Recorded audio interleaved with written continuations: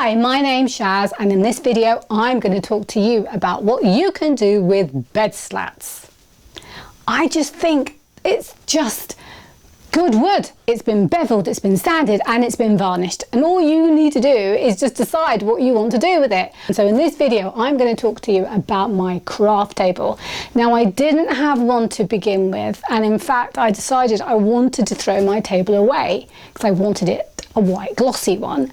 And then I gave it some thought, and then I decided, I know what I'm going to do. I'm going to use bed slats and I'm going to organise it. So what I did is I got my bed slats and they were too big for the table, so I decided to just saw down the middle. So once I've now cut them down, I've got more than enough pieces. So in this photograph you can see exactly what I'm planning to do.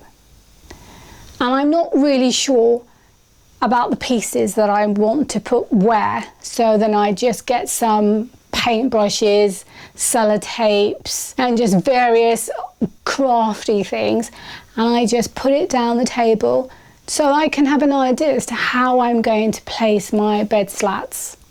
Now that I've decided I know where I'm going to put what, I now make some much smaller pieces which I put through the table saw. And here's how it looks now. I've taken a video of it so that you can see exactly how organised it looks. This is how it looks at the moment, but I haven't secured it into place, and it is staying together because of the pieces in between. So I haven't glued them down, but I can actually move them as and when I need to, because of course this is going to keep changing as and when I work on different projects.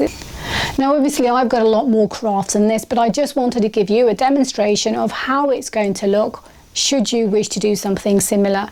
Now, you don't have to do this for a craft table. You can use these bed slats in the kitchen, in the bathroom, in the bedroom, and you can just organise your drawers so that everything has a place.